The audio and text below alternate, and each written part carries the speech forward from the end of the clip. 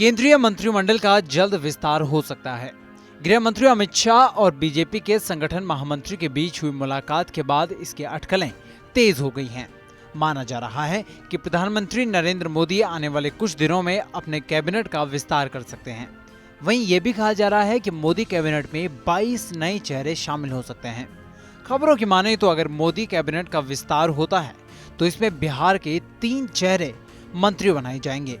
इन 3 नामों में एलजेपी सांसद पशुपति पारस का भी नाम शामिल है, जिसके कारण चिराग पासवान की टेंशन बढ़ गई है। दरअसल खबरें हैं कि पशुपति पारस को गृह मंत्री अमित शाह ने फोन किया है, जिसके बाद से चिराग पासवान के चेहरे पर शिकन आ गई है, क्योंकि चिराग नहीं चाहते कि चाचा पशुपति पारस को एलजेपी कोटे से केंद्रीय मंत्रिमंडल में जगह मिले, जिसके लिए उन्होंने प्रधानमंत्री नरेंद्र मोदी को पत्र भी लिखा है।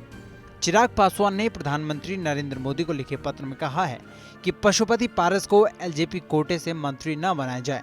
अगर उन्हें मंत्री बनाना है तो एक निर्दलीय सांसद के रूप में भी मंत्री बनाया जा सकता है। अगर एलजेपी कोटे से इन्हें मंत्री बनाया जाता है तो हम कोर्ट जाएंगे। इसी खत में उन्होंने आगे कहा कि एलजेपी केंद्र में एनडीए का हिस्सा है। अगर एलजेपी कोटे से किसी को मंत्री बनाना है तो उसका एकमात्र सांसद चिराग पासवान यानी मैं हूं। इस बात की जानकारी खुद चिराग पासवान ने प्रेस कॉन्फ्रेंस करके दी है। चिराग ने बताया कि आखिरकार एलजेपी कोटे से पशुपति पारस को मंत्री क्यों नहीं बनाया जा सकता।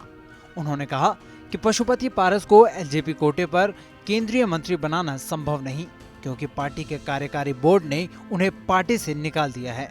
मैंने पीएम को पत्र के माध्यम से सूचित किया है। अगर उन्हें मेरी पार्टी का सांसद नियुक्त किया गया तो मैं कोर्ट जाऊंगा। उन्हें निर्दलीय सांसद या जदयू से मंत्री बनाया जाए तो मुझे कोई दिक्कत नहीं। उसके अलावा बिहार की नीतीश सरकार पर हमलावर होते हुए चिराग पासवान ने कहा कि मेरे शब्दों को लिख लीजिए, इस सरकार की उल्टी गिनती शुरू हो गई है। जदयू के नेता दुआ करें कि मंत्रिमंडल विस्तार न हो, नहीं तो जदयू में पहला ब्रेकडाउन होगा। बता दें कि पिछले दिनों रामविलास पासवान के भाई पशुपति कुमार पारस ने पार्टी नेताओं के साथ मिलकर भतीजे चिराग के खिलाफ एक अलग मोर्चा खोल दिया। पशुपति के साथ एलजेपी के बाकी 4 सांसद भी आ गए और चिराग से बगावत कर उन्हें राष्ट्रीय अध्यक्ष पद से हटा दिया। इस दौरान चिराग ने प्रधानमंत्री मोदी के लिए खुलकर बोला था और कहा था कि अपने हनुमान का राजनीतिक वध होता देख राम खामोश नहीं बैठेंगे। ऐसे में चिराग पासवान को उम्मीद थी कि मोदी उन्हें अपनी कैबिनेट में जगह देंगे, लेकिन नीतीश कुमार और जेडीयू ने जिस तरह से पशुपति पारस के कंधे पर पीछे से हाथ रखा, उसे देखते हुए चिराग के मंत्री बनने की संभावना कम नजर आ रही है। वहीं जिस तरह से खबरें आ रही हैं कि अमित शाह ने पशुपति पारस को फोन किया है, ऐसे में चिराग के मंत्री बनने की संभावना अब पूरी तरह से खत्म होती दिख रही है, लेकिन पशुपति के मंत्री बनने की संभावना भी बढ़ती जा रही है।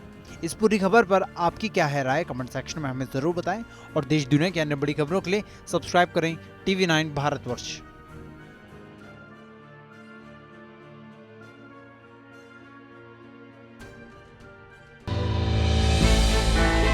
हमने की गलती फिर एक बार, कोरोना ने किया दोबारा प्रहार। मास्क, 2 गज दूरी, करें अपनी सुरक्षा पूरी। कोरोना टीका हम सबको लगाना है, मिलकर साथ समझदारी से कोरोना को हराना है।